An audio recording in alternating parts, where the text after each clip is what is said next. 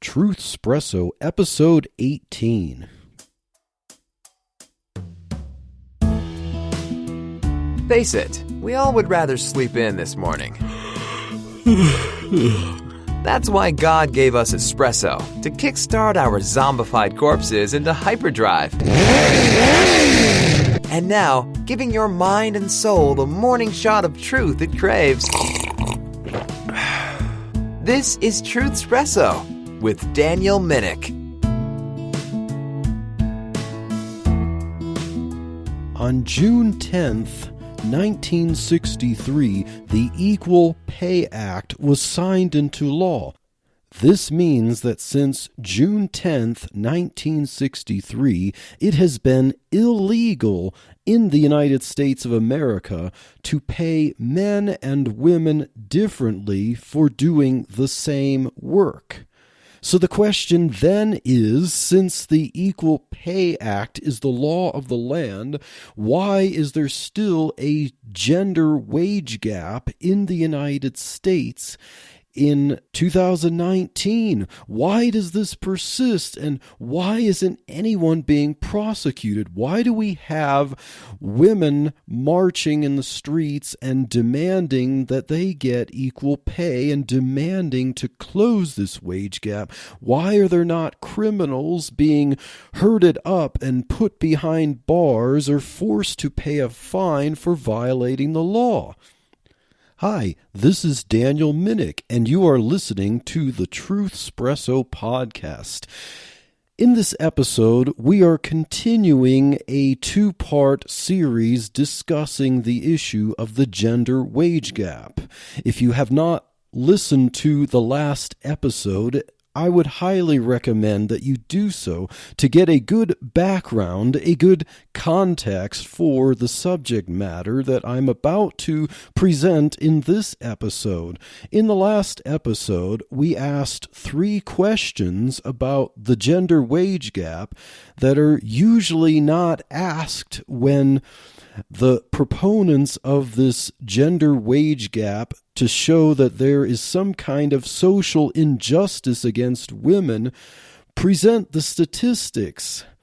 And so if we ask these 3 questions about the gender wage gap, it might make some more sense of the statistics that approximately 80 cents on every dollar that the average man earns, an average woman earns, and so we are led to wonder if that means that somehow women are doing the exact same work with the exact same experience and somehow getting paid less for this. If that is true, this episode will disaggregate some of the statistics that even the government reports about this gender wage gap and really understand, what does this all mean? Does it mean what the advocates of the gender wage gap promote, that somehow government, society has to do something to fix this so that the average man and the average woman earn the same? Or really, does it mean that there isn't a real problem and that the difference comes from choices in careers, choices in work preferences, and choices and roles that take place in the family? So let's look at this a little bit, shall we? This is really the big question. What happens when we disaggregate the statistics? These statistics could just as well not really communicate anything meaningful unless we really do a deep dive and figure out, is there anything more meaningful that we can mine from these statistics? So let's consider a few factors, a few variables, a few components of these the large aggregated statistics that count for the roughly 80, or say 81.8% that women earn full-time compared to men earning full-time, according to the Bureau of Labor and Statistics. So the first factor to consider is full-time. Is this definition of full-time too broad to consider in these statistics? If it starts at 35 hours a week and goes up from there, should a woman who works 35 hours a week earn the same as a man working 80 hours a week at the same job? I mean, they both fall under the full-time statistic. Well, obviously, we know that that would not make sense. That would really be unjust if it's the same work and one person works 80 hours, the other works 35 hours, but if they're considered full-time, then they get the same hourly rate. So the details in the Bureau of Labor and Statistics report suggest actually that most of the gender earnings gap is explained by age, marital status, children, and hours worked, according to an article by Mark Perry at aei.org. I will include this link in the show notes as well. Mark Perry really does a deep dive into this Bureau of Labor and Statistics report from 2017. He analyzes subsets to really get us to consider whether the aggregate statistics really mean what we can read into them, and whether really isolating various factors can account for the wage gap other than allegedly paying women less to do the exact same work as men. So Mark Perry cites this Bureau of Labor and Statistics report, and according to Mark Perry's analysis of the statistics, 21.5% of men actually worked 41 or more hours a week, or what we would commonly consider overtime. But yet, according to those same statistics in the BLS report, only 14.3% of women worked 41 or more hours per week.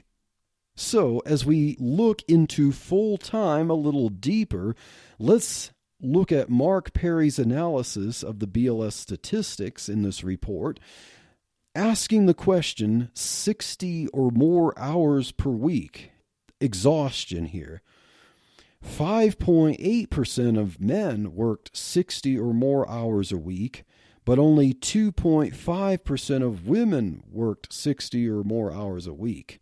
So as we drill down and we increase the hours, even though these are smaller statistics here, men were over twice as likely to work 60 or more hours a week compared to women. So more hours equals more pay, even if it's at the same rate of pay. So what about overtime pay? If we chop off everything that would be overtime pay and only look at the full-time range, that's less than 40 hours a week. So we're looking at 35 to 39 hours a week. About 10.9% of women worked less than 40 hours a week, but only 4.3% of men worked less than 40 hours a week.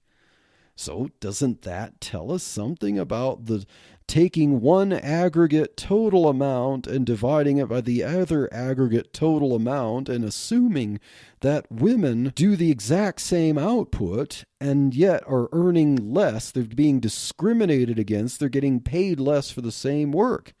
Men, on average, work longer hours than women, and there's a reason for that.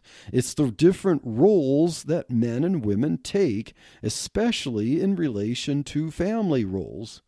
But another interesting thing that Mark Perry noted from these statistics, when he really mined down, within this bracket, the average woman working less than 40 hours a week, even though more women worked the fewer hours than men did, but compared to the men, how much they actually earned, the women out-earned the men by 7%.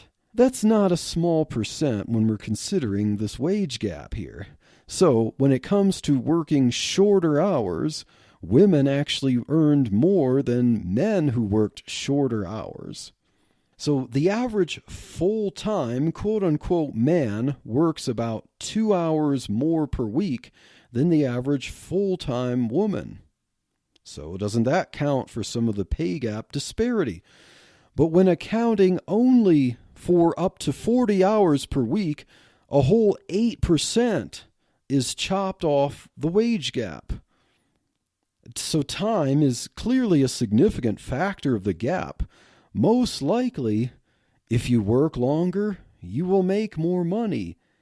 Doesn't that sort of make a little bit of sense? Another factor in disaggregating the statistics beside full-time, defining what full-time is if we look at the question, is it the same work? Are we actually seeing a man and a woman standing side by side doing the exact same tasks for the exact same job description, having the exact same experience, working the exact same number of hours, and receiving a paycheck that reflects a drastically different hourly rate? Is that what this wage gap is telling us? The overly aggregated statistic allows people to assume that, but the data doesn't really reflect this. If women are really paid 20% less than men for the exact same work, let's ask ourselves to consider kind of a very obvious question. Why don't businesses employ only women? It kind of begs the question, doesn't it? If the labor for the same output for men costs this much more to employ men, why don't businesses fire all the men and replace them with women to get a competitive advantage over their naive competitors who haven't really thought through this obvious point? If women were really being paid less for the exact same work, then it's a steal of a deal. It is a bargain. Businesses would be silly, they would be foolish to pay men more for the same work. Don't businesses want to cut costs? And especially a lot of businesses have razor thin profit margins. Wouldn't it make a lot more economic sense to fire all the men, replace them with women, and save money and make more profits? But then let's consider, once businesses do this obvious thing and fire all the men, the earnings gap would close as more women would be employed and more men would be out of a job. So, if that were to happen, how would the men get hired? I mean, they need to make money too. To get a job, they would have to bargain with businesses. They would have to accept a cut in their pay to earn as much or even less than a woman to get a competitive advantage for employment. If men really were being paid more, wouldn't businesses hire a lot more women and cut costs? But then if they fire the men to pay only women, to hire only women, then how would men get the jobs? They would have to accept the same cut or even less to be able to get hired and work alongside the women and be able to get a job that otherwise would be granted to a woman. So even considering this question alone, it really sheds some suspicion on the wage gap. I mean, how can there be thousands, tens of thousands of businesses where this obvious question has never become apparent enough to ask? Think of the political advantage of hiring women, giving jobs to women. This would be a more woman-friendly business. They would cut costs. It's win-win. If most businesses are greedy penny pinchers, why haven't they done this yet? Why would they pay men presumably more than they're worth, or, pay women less than they're worth, as might be led to believe, if maximizing profits depends on cutting costs? The pay gap seemingly could actually be solved by greed, by the greed that a lot of progressives already assume businesses have. Or are business owners so incredibly misogynistic that they would sacrifice profits just to exercise pure misogyny? Does this even make sense at all? And to bring into the mix, what about women-owned businesses? Is the gender pay gap gone or even reversed in those firms? If not, what is making these women who own businesses misogynistic against other women? Why don't women-owned firms show up more often as role models in statistics for how to close the pay gap and operate successfully? So, is it really the same work that we're looking at? Another factor in disaggregating the statistics. Is age a factor? So let's ask the question, what about teenagers and young 20-somethings before choices in college careers become manifest? To give a personal example, when I started working, I earned minimum wage. I am a man. You'd think if there was this disparity, this gender pay gap, the way we're supposed to understand it, I would have always been paid a certain amount more than minimum wage because I was a man, right? Because, wouldn't women have to be paid the minimum wage legally? And so if companies wanted to pay men more, wouldn't I have made more than minimum wage? But, that's a side factor. As a teenager, I earned minimum wage or sometimes slightly a little bit more. So I've had my share of earning the minimum wage when it was $5.15 an hour, and I've also had jobs when I earned $6 per hour. But at those jobs, men and women earned the exact same salary because they were low-skilled jobs. According to the Bureau of Labor and Statistics report that we've been looking at in this episode, in the 16 to 24-year-old range, over 10% of this wage gap is just slashed off. If we focus on this range of youth, teenagers and college-aged kids, about half of the wage gap is cut. This doesn't account for differences even in the number of hours worked or the choices of careers and how supply and demand affects the pay for this labor. That's just considering that range. Half the wage gap is gone. So obviously, when you start to increase the age range, let's look at the next factor. Does marital status contribute to the gap? According to the Bureau of Labor and Statistics report, only single workers who have never been married that are similar, this is similar to the age factor. If we're only looking at single workers who have never been married, more than half the gap is gone. Because most likely a lot of people who are only single and have never been married are going to be in that age range, so there's a similar effect there. But once you factor in the effects of marital status and dependent children, over 2/3 of this wage gap is represented. The entire set of single workers, so we just looked at single workers who have never been married, but the entire set of what would be considered single workers who have no dependent children that are children under 18 years of age, who have never been married or are widowed or are separated or are divorced, but they don't have dependent children, this reduces the wage gap by 2/3. So marriage is a significant contributing factor in the wage gap, and I wonder if it is a result of the different roles that men and women typically take when it comes to family affairs. How does marriage affect women's wages? And how does this make sense? So number one, how does marriage affect women's wages? One, in a good relationship, the woman's income becomes more supplemental. Fewer women may be focused as much on the grind of work as on nurturing relationships, turning a house into a home, cooking for her husband, etc.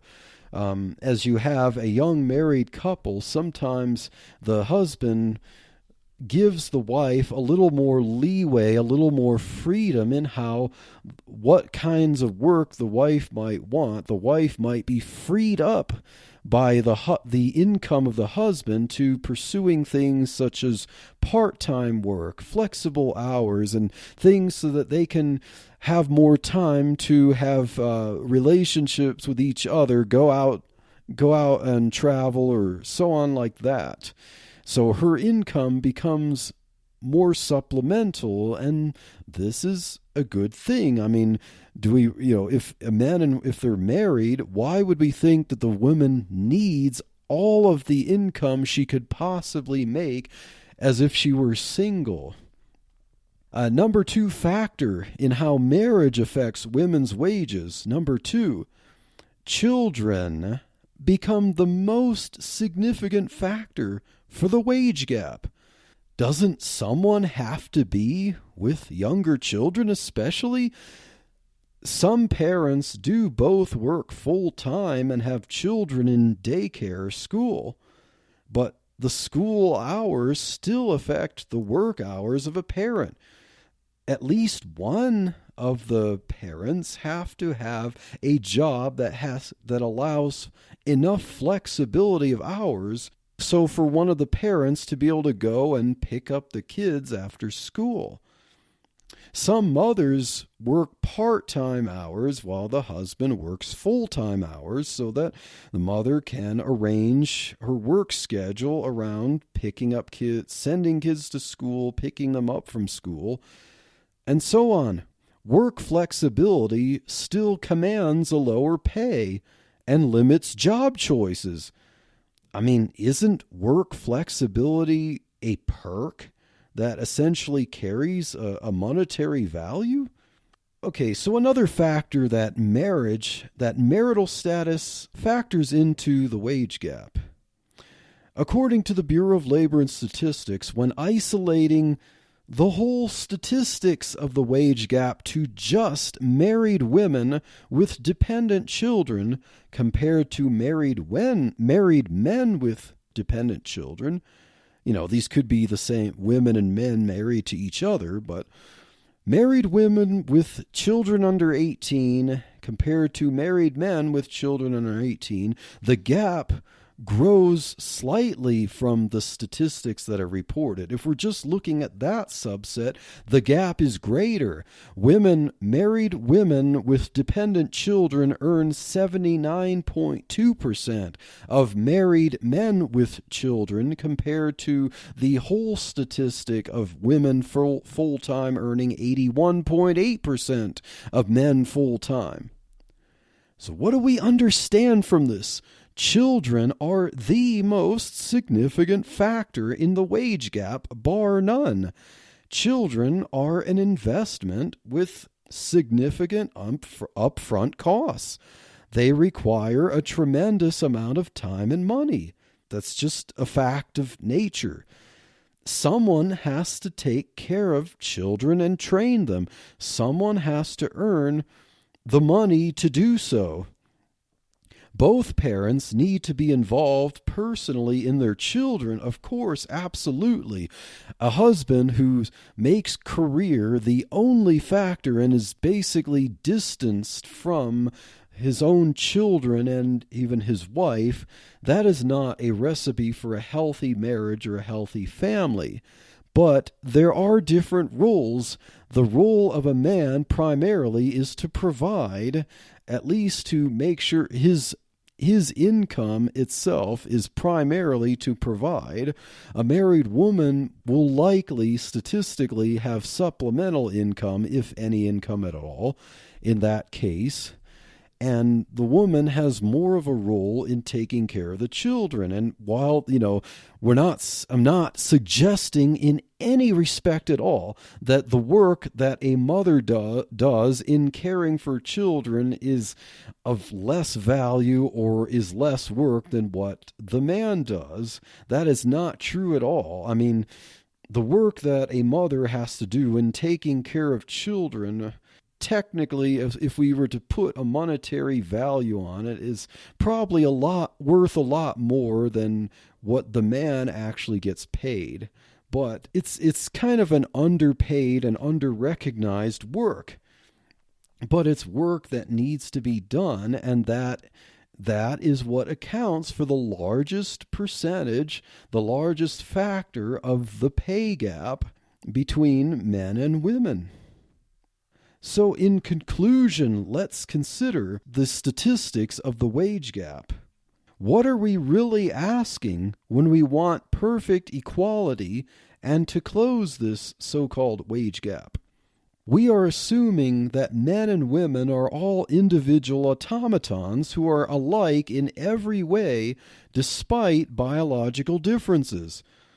We should strive for equal value as individual humans in all respects, but we cannot pretend that gender differences either do not exist or are a barrier that must be torn down. Another factor to consider when we want to force this wage gap to be closed, we are ignoring the factor of children, without which there would be no future men and women.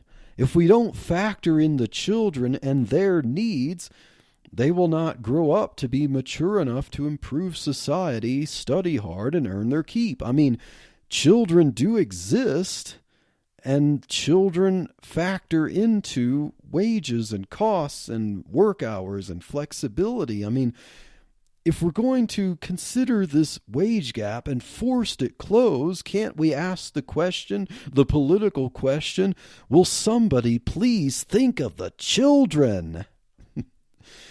Another factor, when we try to force this wage gap closed, we don't take into account that the earth is not flat. What do I mean by that? I mean, the world is not homogeneous, geographically, economically, resourcefully, so on. Many places offer more job opportunities and greater pay than others do. So the wage gap can be different in different places, different cities, different states, different countries, and it's not because of discrimination, it's because of geographical differences, availability of different jobs, and so on, like that. The world is simply not homogeneous. Another factor, we assume that raw pay is the be-all, end-all of success. As was mentioned before, dollars and cents alone is not the only form of payment. Lower paying jobs can offer flexibility or other forms of non-monetary compensation that many people, especially a lot of women, value over working long and hard for more money.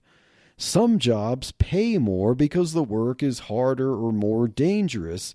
Some people do value that money. Other people value safety, having more available time or more flexible work hours or less stress.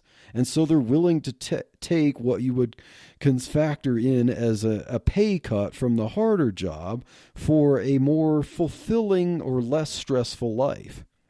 And the last factor to consider, if we really want to coerce a close to this wage gap, if we expect coercion to eliminate this gap, it will be a never-ending battle that can never be won. Individuals are unique. They have unique personalities. They are not carbon copies of each other. There is a large spectrum of personalities, and some personality traits are more concentrated among men, and other personality traits are more concentrated among women.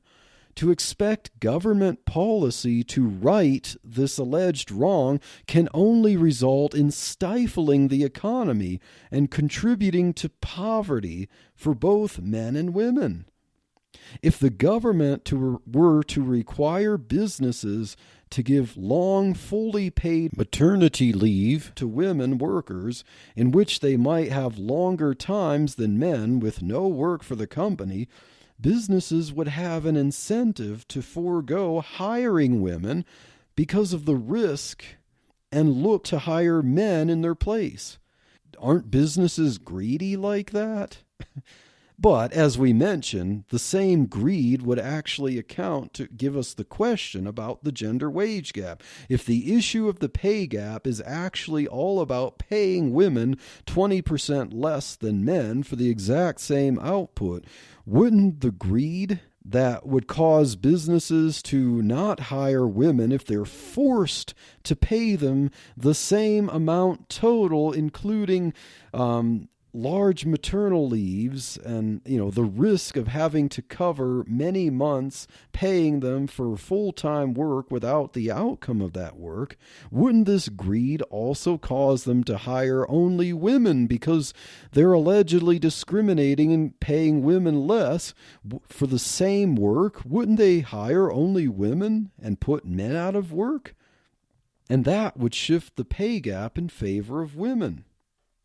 This has been a lot of information, a lot of things to think about in this question about the gender wage gap that is a hot-button political issue. I hope this has been informative, and stay tuned for more episodes of Truthspresso where we look at other hot-button topics and see if we can go against the grain of conventional thought and figure out truth from untruth.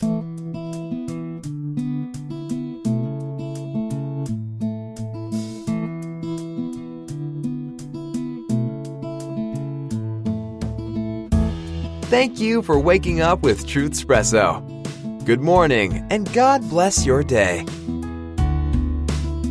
Hey friends, Daniel Minnick here again. If you liked waking up to this episode of Truthspresso, I would really appreciate it if you would rate it on Apple Podcasts, Stitcher, or whatever application you use to listen to Truthspresso.